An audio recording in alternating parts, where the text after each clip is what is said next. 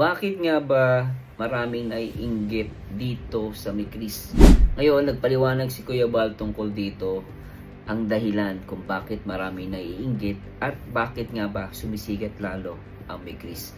Pakinggan natin mismo sa founder ng Kalingap kung ano ang reaksyon niya rito at komento.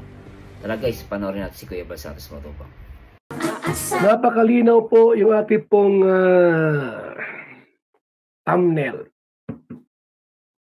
Si Krista po ang Nora Honor ng Kalingap. Napakalinaw. Ang lamang lang po ni Krista pagdating po sa outward appearance, maputi lang konti. Pero sa laki, sa mukha, abay halos magkapariha po. Kaya tinawag siyang Nora Honor ng Kalingap.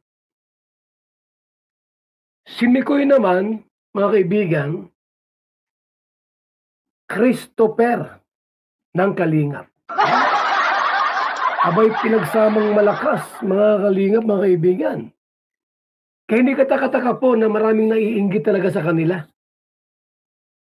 Hindi katakataka na maraming mga naiinggit. Ay, isipin nyo po, Nora Honor. Nora Honor at Christopher De Leon ng Kalingap, si Mikoy. Abay,